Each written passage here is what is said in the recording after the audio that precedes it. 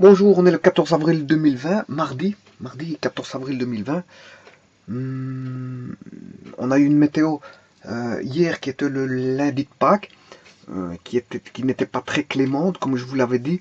On a eu un très bon week-end, mais le lundi s'est produit avec des nuages et des vents plus ou moins, on va dire, violents. Et la journée d'aujourd'hui suit pour l'instant celle d'hier, mais malgré tout, hier on a quand même eu des éclaircies en cours de journée, en espérant qu'on ait des éclaircies de la sorte en cours de journée aussi d'aujourd'hui. Je vais faire une vidéo non moins importante qui va traiter d'un sujet important, mais à savoir que le sujet est simple. C'est un sujet qui est simple, mais qui est fondamental pour l'étude des forces. Donc, je vais me classifier dans le domaine de la mécanique. Je vais me classifier dans le domaine de la mécanique. Et dans ce domaine de la mécanique, je vais créer une sous-branche qui est l'étude des forces. Voilà. Ce qui veut dire, je ne sais pas si on voit bien, je crois pas qu'on voit clair. Donc ici, je vais me classifier dans un domaine qui est la mécanique. Et dans cette mécanique, je vais classifier une sous-branche qui est l'étude des forces.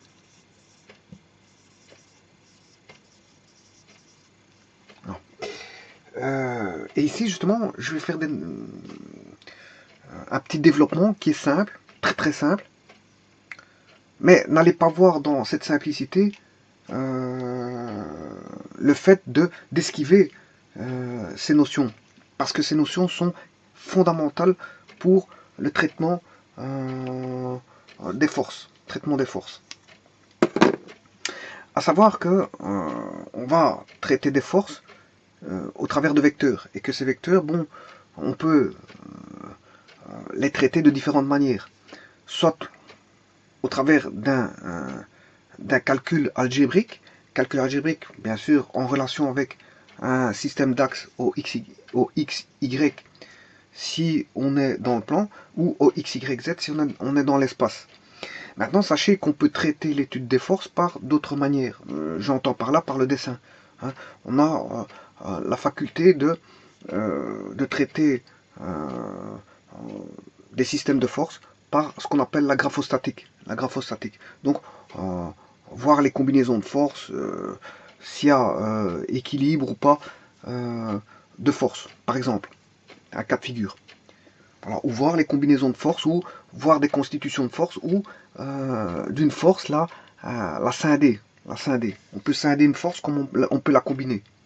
On peut combiner plusieurs forces. Si j'ai 4 forces, j'en recherche par exemple sa somme totale qui est sa résultante, tout comme une résultante, je peux la décomposer au niveau de certains points de vue d'axe. C'est-à-dire suivant X ou suivant Y, je peux les décomposer. Donc n'allez pas entrevoir cette petite théorie que je vais faire ici qui est simple, mais non moins importante, parce que quand je ferai les calculs plus tard, ben, je vous dirai de venir voir cette vidéo. Parce que je n'expliquerai plus ce qui est là. Parce que le fait de refaire les calculs plus tard nécessite de réutiliser ces notions que je vais voir maintenant. Et donc, je vais les voir une fois et puis après, je vous dirai de venir voir cette vidéo.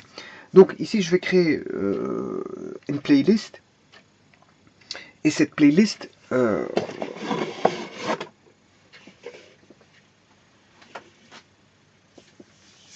je vais l'appeler mécanique étude des forces. Donc, vous pourrez aller voir cette vidéo dans mécanique étude des forces. Voilà, je vais commencer à entamer ceci. Bon, on sait bien que les forces, il y a différentes forces. Hein. Les natures des forces, il y en a énormément. Ça dépend dans quel domaine on se trouve. Par exemple, si je prends l'électricité, je vous ai déjà cité à plusieurs reprises les forces de Laplace, les forces de Coulomb, les forces de Lorentz, etc. etc. Voilà. Donc les champs électriques et les champs électromagnétiques induisent des forces. Mais il y a l'être humain qui applique des efforts aussi au travers de forces musculaires. Voilà. Donc il y a des forces musculaires et on étudie ça, voilà, les mouvements, les compositions des forces et les mouvements des forces et les points d'appui, etc. Au niveau, par exemple, des études de kinésithérapie. En kinésithérapie, ben, on étudie le corps humain et les forces qui peuvent être engendrées par le corps. On étudie ce genre de forces-là. Il y a des leviers, etc., etc. Et ça s'étudie en kinésithérapie au niveau du corps. Donc on a les forces musculaires. Mais il y a beaucoup de forces. Quelqu'un qui fait de la résistance, la résistance des matériaux, on va retrouver les forces de compression, les forces de traction, forces de flexion, etc., etc. Bon, il y a toute une multitude de forces. Bon, vous voyez que suivant le domaine, sans compter les forces de gravitation, voilà, les forces de gravitation, les poussées d'Archimède qui sont aussi des forces, etc. Bon, on retrouve les notions de force dans beaucoup de domaines et suivant, elles prennent différentes natures. Les forces prennent différentes natures. Bon, le tout c'est que quand on étudie des forces, ben, on peut le faire de différentes manières, soit je vous l'ai dit, soit de manière algébrique, par calcul, mais là à ce moment-là, il faut la nécessité de construire des axes si on est dans un plan, au XY, si on est dans un plan, si on fait l'étude de force dans l'espace, dans un trirectangle généralement direct au XYZ. Alors pour le cas d'étude ici, je vais faire tout simplement l'étude dans un plan. Dans un plan, c'est-à-dire qu'on aura des vecteurs qui sont des segments orientés, si vous voulez. C'est juste des segments orientés. Et donc on est dans un plan qui est un espace euclidien. Le plan est un espace euclidien constitué de points. Et avec ces points, on peut faire des segments. Et ayant des segments, on peut faire des segments orientés avec une flèche. Donc on peut construire des vecteurs dans un espace euclidien, parce que qu'est-ce que c'est qu'un segment? C'est un couple de points. Voilà. Et qui dit couple de points dit directement XY est différent de YX. Donc fatalement on a le sens. Quand je dis XY, c'est pas le YX. XY. Le couple XY n'a rien à voir avec le couple YX. Voilà. Il sera à voir uniquement si X égale Y, à ce moment-là, fatalement on aura le couple XX qui est égal au couple XX. Voilà. Si X égale à Y. Là il y a égalité, c'est normal. Voilà. Ça se réfléchit sur lui-même, donc fatalement on a un point, c'est un point. Voilà. Par contre ceci c'est deux points différents.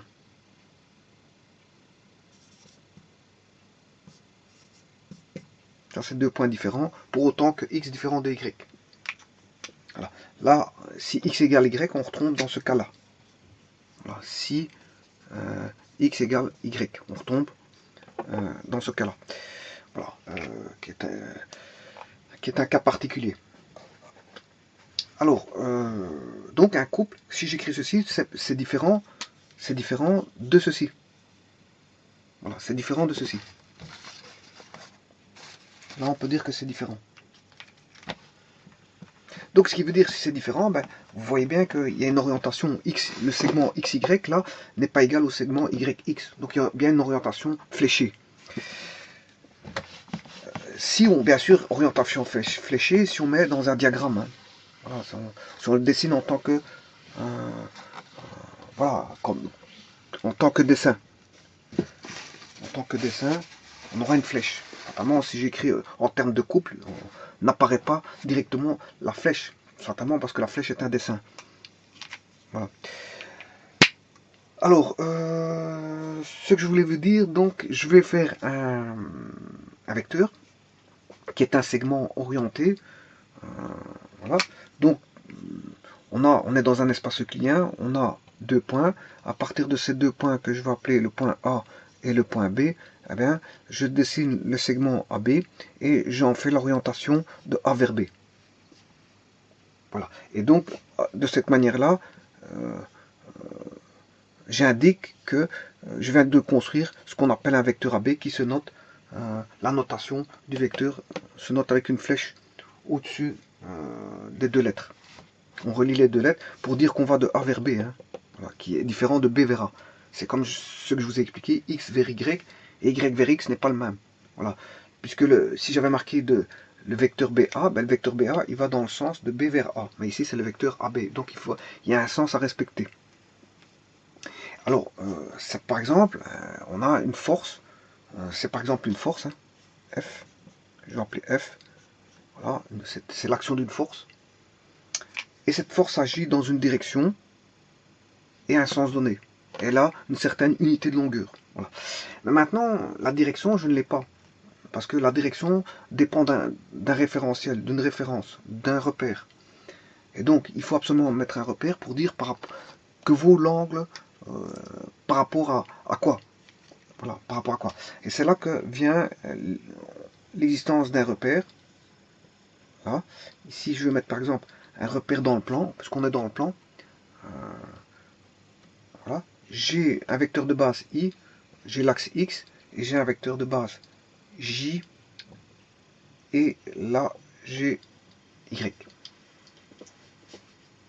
Ce qui veut dire que pour étudier cette force, comme ceci, je suis obligé de scinder en deux, en décomposition, suivant l'axe des X et suivant l'axe des Y. Voilà. Et en faisant ça, j'obtiens un triangle rectangle.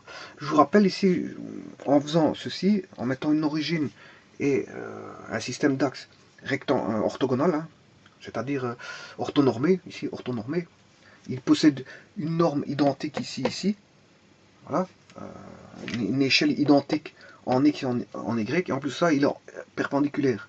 Donc on a un système orthonormé. On a un système orthonormé, et donc on a ce qu'on appelle des coordonnées cartésiennes. On va avoir des coordonnées cartésiennes là-dedans. Voilà. Alors, les coordonnées cartésiennes, c'est pour un point. Un point possédera des coordonnées cartésiennes. Voilà. Par contre, un vecteur, on ne parlera plus de coordonnées cartésiennes, mais de composantes. On parle de composantes d'un vecteur. Voilà. Donc pour un point, on parlera de coordonnées cartésiennes, et un vecteur formé de points, ben, comme il est formé de deux points, ben, on parlera de composantes. Voilà. Alors, je vous rappelle que si on est dans un espace euclidien, donc il y a les directions sont définies, hein, on sait, le produit scalaire est défini, on a les vecteurs qui sont définis dedans. Voilà, on a la norme qui existe, le produit scalaire, la distance euclidienne, et tout tralali tralala qui suit et qui existe dans un espace euclidien. Donc fatalement ici, la direction existe. Et voilà, je peux définir les directions, mais pas direction par rapport à un axe bien sûr. Ici, la direction du vecteur AB par rapport à l'axe I n'est tout autre que cet angle-là, psi. C'est-à-dire que si je prends le vecteur AB ici, voilà, si je le translate ici, je fais une translation du vecteur AB. Je rappelle que AB est un vecteur libre, hein, je peux le placer où je veux. C'est un vecteur libre. Bien, on voit bien que ce psi, l'angle psi, il est ici. C'est l'angle que fait le vecteur AB avec la direction de l'axe X. C'est-à-dire que bon, on a par rapport à une référence, une direction. Parce que qu'est-ce que c'est qu'une direction? Ben, il faut la définir par rapport à quelque chose. Hein. On dit qu'on a une direction par rapport à quelque chose. On a un angle, une ouverture d'angle. Pour avoir un angle, il faut deux segments. Ça, bon, on ne peut pas parler de direction en ayant... voilà, donc il faut définir un repère. Une fois qu'on a le repère, on définit un angle, et cet angle par rapport à l'axe X. J'aurais pu le définir par rapport à Y, il n'y a pas de problème. Il n'y a pas de problème. Voilà, mais comme on est dans un système cartésien, dit rectangulaire, mais ici se dessinent des rectangles. Hein. On a des rectangles ici. Voilà. Donc, vous allez me dire, ouais, pourquoi parler de l'angle par rapport à l'axe X, ben, j'aurais pu parler par rapport à l'axe Y. Alors c'est ceci, cet angle-là. Or, on est dans un système de rectangulaire, c'est-à-dire un angle droit ici, puisqu'on a un rectangle, c'est-à-dire que l'angle ici, que je vais appeler θ, par rapport à l'axe Y, mais c'est tout simplement le complément de psi. Le complément par rapport à 90, bien sûr. Hein. Donc, que vaudra θ? Vaudra 90 degrés moins psi. Voilà. Voilà, j'aurai 90 degrés moins psi. Ouais. Donc, que je dise θ ou, par rapport la direction du vecteur par rapport à l'axe Y ou la direction du vecteur par rapport à l'axe X, ben, il n'y a qu'une liaison qui relie le tout, c'est un angle complémentaire. Voilà. Donc on peut dire que θ est égal à 90 moins psi et psi est égal à 90 moins θ. Par exemple, ici, si j'ai 70 degrés, ça veut dire que θ vaut 30. Et si θ vaut 30, c'est que psi vaut 70. Je m'excuse, parce que 90 moins 70, ça fait 20. Si psi vaut 70, ben, θ vaut 20. Si θ vaut 20, ben, c'est que psi vaut 70. Voilà. Si θ vaut 20, c'est que psi vaut 90 moins 20, ça fait 70. Et si psi vaut 70, 90 moins 70, ça fait 20. Voilà, donc en fait, qu'on définisse la direction par rapport à x ou y, ça ne change rien. Mais généralement, on va la donner par rapport à x. On va donner psi, en général. Pas tout le temps, mais la plupart du temps, statistiquement, on retrouve dans les problèmes, on donne par rapport à l'axe, la direction par rapport à l'axe x. Voilà. Ceci étant dit, moi je vais faire comme si j'avais la donnée par rapport à l'axe, la direction par rapport à l'axe x. Voilà le vecteur A, B, qui est par exemple une force dont sa norme est mesurée en newton, hein, parce que les forces ont été attribuées à Monsieur Newton, enfin son unité de mesure a été attribuée à Monsieur Newton, hein, que tout le monde connaît bien, très grand scientifique de l'époque, qu'on retrouve en mathématiques dans de nombreuses théories mathématiques et scientifiques. Voilà, donc ici on va traiter ceci, ce qui veut dire que qu'est-ce qui est connu? Ben, la force est connue. Et qu'est-ce qu'on connaît? On connaît l'angle par rapport à une direction suivant donnée par l'axe OX. Bon, je vous rappelle qu'ici, les systèmes cartésiens orthonormés, les systèmes d'axes, généralement, c'est à vous à les placer. Hein. Ou parfois, on vous les donne. Si on vous les donne, tant mieux, sinon, c'est à vous à les placer. Voilà.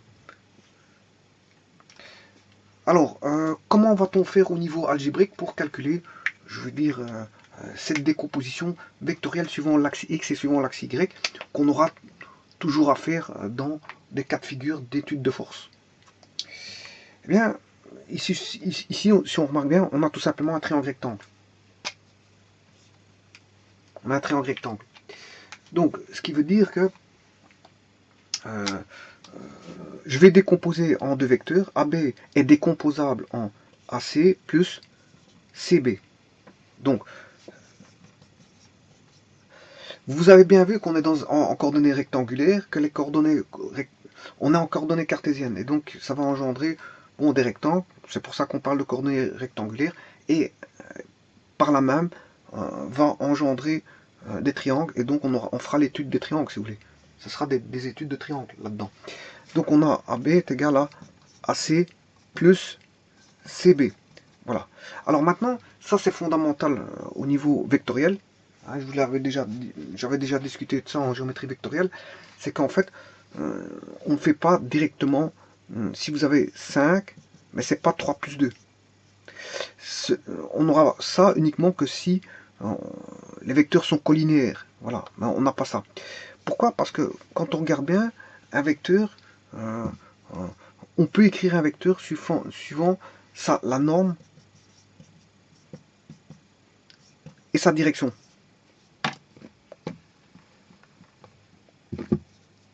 Voilà. Donc ici, on ne peut pas additionner parce qu'il n'y a pas que des normes. Il n'y a pas que des normes. Il y a l'entremise de d'angle. Il y a aussi, en fait, il y a deux paramètres ici. Il y a deux paramètres.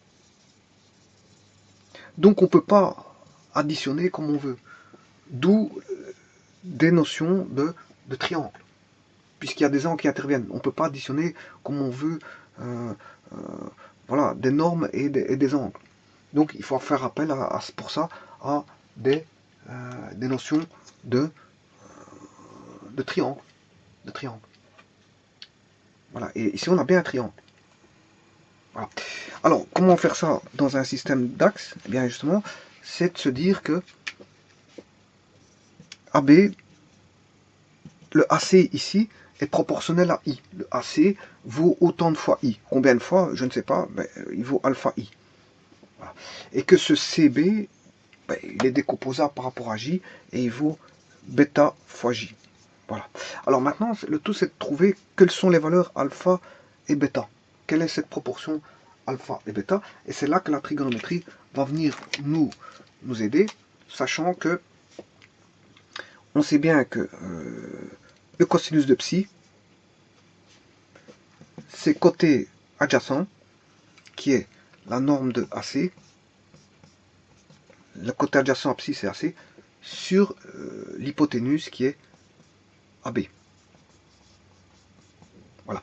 En d'autres termes, ce qui veut dire que AB, la norme de AB fois cosinus psi est égale à la norme de AC. La norme de AC, bien sûr, qui est la distance AC. Hein. Parler de norme ou de distance, c'est le même. Hein, on est la distance euclidienne, voilà, c'est la norme. Quelque part, la norme, c'est la distance euclidienne. On peut le remarquer ici. Une distance euclidienne, bien sûr, c'est... vous allez le voir après. Je vais vous montrer comment on fait pour la distance euclidienne qui n'est tout simplement que la racine carrée. C'est Pythagore, c'est le théorème de Pythagore. Voilà, donc qu'est-ce qu'on peut dire que vaut la norme alpha? C'est la norme de AC. Alpha, c'est la norme de AC. Voilà. Que vaut alpha? Ben, alpha, c'est la norme de AC fois I. Et vous comprendrez par la même chose que le bêta, c'est la norme de BC, CB. La norme de CB ou BC, c'est la même chose. Hein. Parce que la norme, elle est positive, strictement positive. La norme est strictement positive, donc j'ai pas de sens pour la norme. Donc fatalement que je dise c'est le parcours CB ou BC, il s'agit d'une norme, il s'agit d'une distance. Donc la distance est toujours positive, il n'y a aucun souci là-dessus. La distance CB ou BC est la même. Il n'y a pas un sens de parcours pour les distances. La distance, c'est une longueur.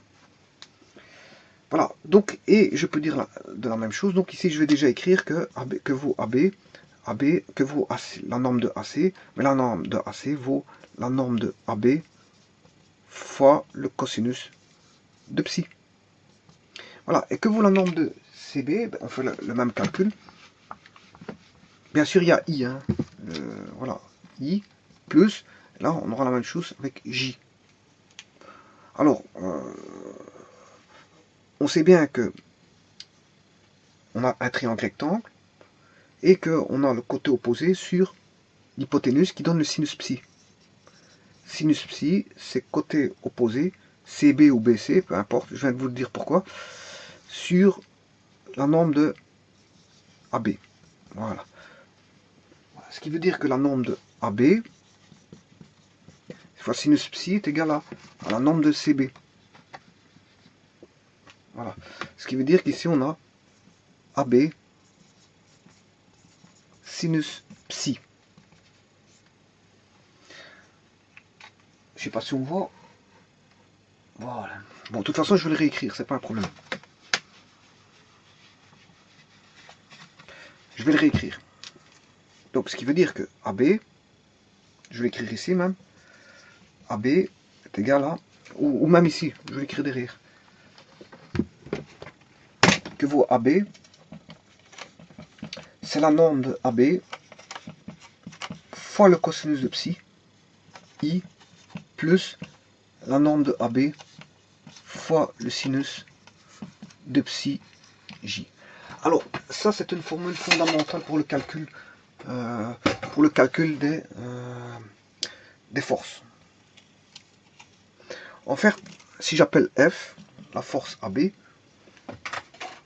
si j'appelle le vecteur AB qui est une force F, là j'aurai la composante en X, hein, la composante en X, qui est la valeur, qui est la distance de vecteur AC. Voilà. Donc ici, en d'autres termes, si j'appelle ça F, j'aurai F de X, Y, plus F de Y, J. Voilà. Donc, la composante Fx, Y, plus F de Y, J, ben, la composante en X n'est tout autre que la norme de F fois cosinus psi. Et la norme F de Y voudra la norme de F fois le sinus psi. Alors cosinus et psi, pourquoi ton cosinus et sinus? Parce qu'en fait le psi il est donné, attention que le psi il est donné ici. Le psi il est donné, parce que si on vous avait donné le psi ici, attention à ça, vous aurez les complémentaires. À ce moment-là, vous aurez probablement ici, si le psi est donné ici, à ce moment-là on aura sinus psi ici et cosinus psi ici. Voilà. Donc ça je peux noter.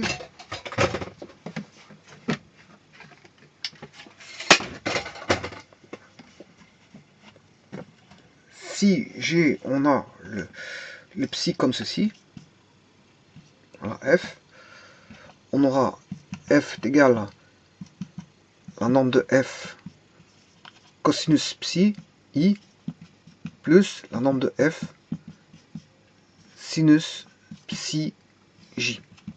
Voilà. Maintenant, si le psi est ici, si le psi est donné par rapport à l'axe OY, on aura F est égal à la norme de F toujours, sinus psi I plus la norme de F cosinus psi J. Pourquoi? Parce que vous voyez bien qu'ici, ça sera complémentaire, hein, tout sera complémentaire.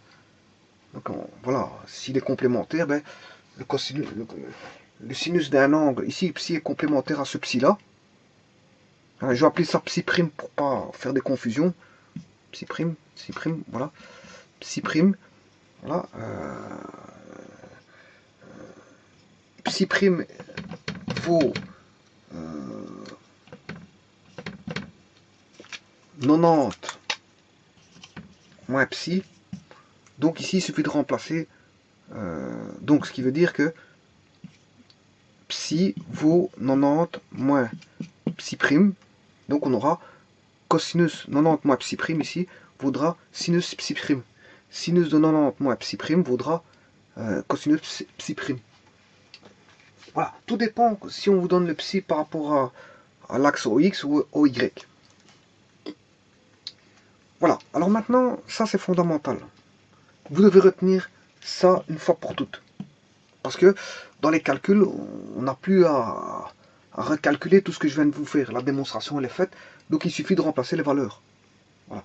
Et je vous ferai des cas de figure. Alors maintenant, après avoir vu ceci, je vais voir comment calculer la norme. La norme qui est tout simplement la distance euclidienne.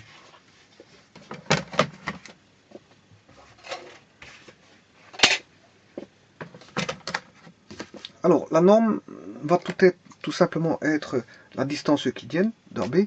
Donc la norme de F voudra exactement f de carré de x plus f carré de y racine carrée. Voilà, si vous voulez, c'est AC carré plus BC carré racine carrée. Et là, j'ai la norme de AB. Mais la norme de AB, c'est la norme de F. Donc on aura f de x carré plus f de y carré.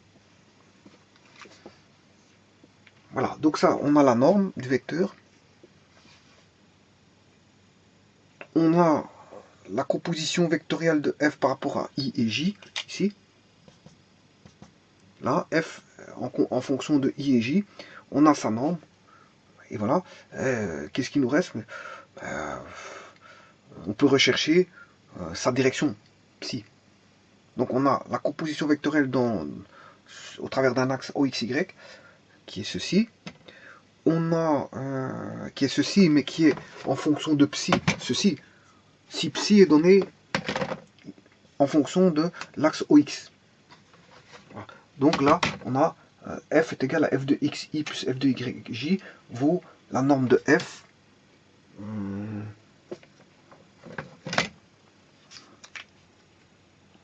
La norme de f fois le cosinus de psi i plus la norme de f fois le sinus de psi j, pour autant que psi est donné en fonction de l'axe OX. Parce que s'il était donné dans voilà, en fonction de l'axe OY, vous faites ce que je vous ai dit ici. Là, ici. C'est-à-dire que le cosinus devient un sinus et le sinus devient un cosinus.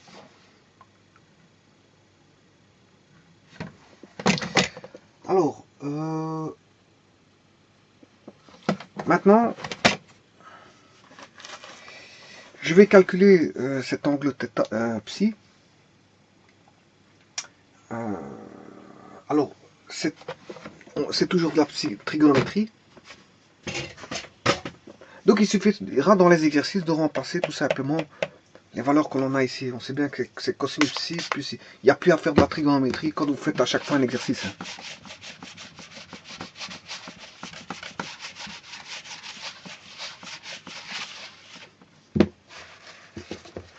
Justement, je vous fais la vidéo ici pour ne plus refaire à chaque fois ce traitement. Alors, on va calculer cet angle psi en sachant que l'on a un triangle rectangle. Et donc on a, si je calcule la tangente psi, mais la tangente psi c'est côté opposé sur côté adjacent, c'est-à-dire BC sur AC. BC sur AC, qui n'est tout autre que la norme de BC, du vecteur BC, sur la norme de vecteur AC. Voilà, qui n'est tout autre que f de y sur f de x.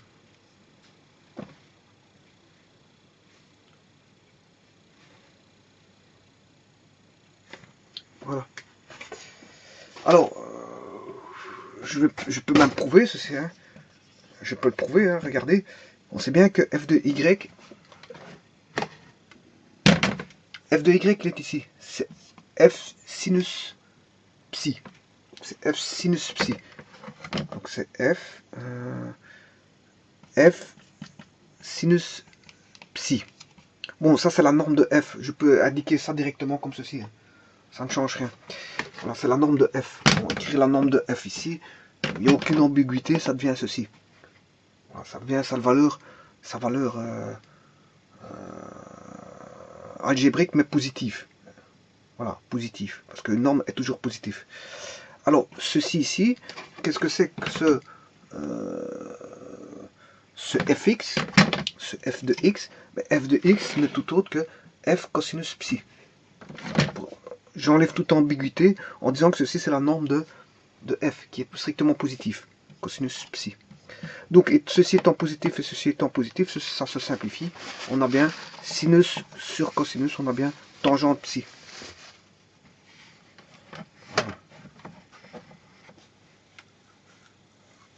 Alors comment calculer cette tangente, enfin cet angle, sachant que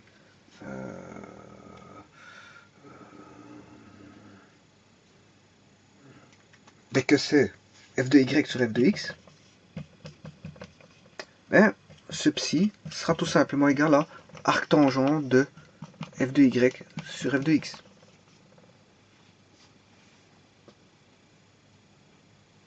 Bon, et arctangente de f de y sur f de x n'est tout autre que sinus de psi sur cosinus de psi, et ça c'est bien la tangente de psi. Voilà, c'est bien la tangente, et l'arctangente de la tangente de psi fait bien psi, on a bien l'angle. Hein. Voilà, il n'y a pas de problème à ça. Voilà.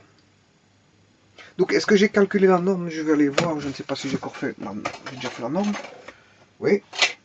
La norme F, qui est F tout simplement. Hein. Je vous l'ai dit. Si on n'a aucune ambiguïté d'écriture, je peux écrire ceci. Donc, on sait calculer donc la composition de F dans un système d'axe au XY. On le décompose. Je sais calculer sa norme et je sais calculer sa direction. Et donc on est bien dans un système euclidien ici, puisqu'en fait on a tout ce qui est toutes les propriétés d'un système, d'un espace euclidien, ben, on les retrouve ici, la norme, la direction. Et je vais même vous montrer maintenant comment on fait ceci avec le produit scalaire, comme ça. Vous allez voir que je vais utiliser toutes les propriétés, beaucoup de propriétés des espaces euclidiens pour vous montrer comment calculer voilà, les caractéristiques des forces. Bon, une force, ses caractéristiques, c'est sa direction, donc au travers d'un angle, c'est son sens. Voilà. On parcourt suivant un sens donné, et direction, sens. On peut avoir un point d'application, c'est pas toujours le cas. S'il possède un point d'application, c'est un vecteur lié, parce qu'il existe différents types de vecteurs géométriques que je verrai dans une autre vidéo. Vecteur lié, vecteur glissant, vecteur libre, hein, vecteur libre de l'espace, enfin de l'espace ou du plan. Ici on est dans le plan, voilà, etc. etc. Bon, ce que je disais maintenant, je vais au travers du produit scalaire calculer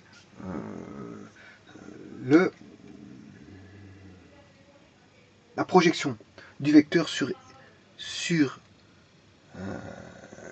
l'axe X et la projection du vecteur sur l'axe Y par le produit scalaire. Alors le produit scalaire, qu'est-ce qu'il dit? Alors c'est AB, si je fais AB fois AC, AB fois AC cosinus psi, mais je peux faire aussi AB fois CB fois le cosinus de... Oui, là c'est AB fois AC, mais l'angle entre AB et AC fait psi. Donc c'est bien cosinus psi. Par contre ici, si je fais AB fois CB, là on a le complément. On a le complément. Le complément de psi bien sûr, qui est psi prime. Le complément de psi. On aura le complément de psi si je fais le produit scalaire entre AB et CB. Voilà, produit scalaire entre AB et CB, mais c'est le complément de psi. Donc ce qui veut dire que j'ai AB fois CB fois le cosinus de psi prime, qui est le complément de psi. En d'autres termes, ce sera le sinus de psi. Sinus de psi. Voilà. Donc ici maintenant, on peut entrevoir que la projection de AB sur AC, bien sûr AB est connu, hein. AB est connu puisque c'est la force F. AB est connu puisque c'est la force F. La force F, généralement, elle est donnée. Mais ce qu'on ne connaît pas, c'est sa projection sur X. Donc à ce moment-là, la projection sur X, c'est tout simplement, c'est le vecteur AC. C'est la norme AC que je cherche. Donc là, elle sera donnée par AB cosinus psi. Voilà. Tout comme ici, la projection de AB sur CB, sa projection voudra AB sinus psi. Et voilà, par le produit scalaire, comment retrouver, par les projections et donc le produit scalaire, comment retrouver les composantes fx et fy. Voilà. Donc la composante fx ne vaudra autre que AB cosinus psi, c'est-à-dire f cosinus psi. Et la composante en y, cb, vaudra AB sinus psi, qui est égal à f sinus psi. Voilà, donc ça c'est par les produits scalaires, comment retrouver, si vous voulez,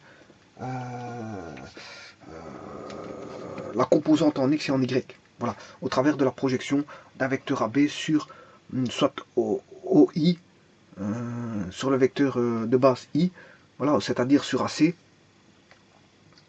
enfin la projection de AB sur le la projection de AB sur AC, mais AC est proportionnel à I. Voilà. Projection de AB sur CB, CB est proportionnel à J. Voilà. Donc, et cette proportion, elle est là. C'est F cosinus psi et F sinus psi. Ça, c'est sur I. Et ça, c'est sur J. Voilà. Et ça, c'est un petit peu comment on fait avec les... comment retrouver voilà, les composantes suivant X et suivant Y. Et grâce à ces composantes, je peux aussi retrouver fatalement la direction, parce que j'ai f de x, f de y.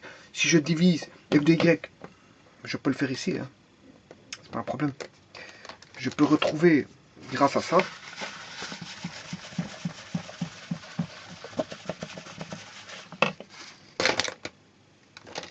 les angles. Hein.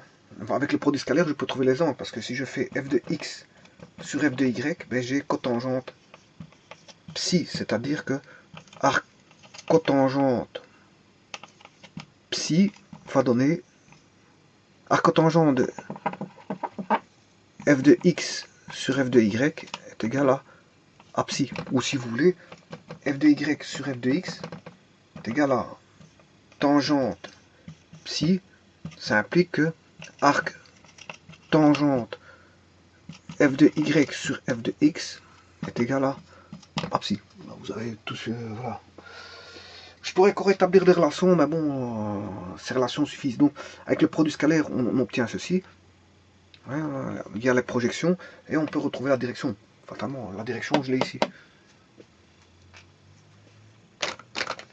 Voilà, donc on a toutes les propriétés d'un espace euclidien qui sont mises en... On a les notions de distance, notion de produit scalaire, notion de direction, notion... Voilà.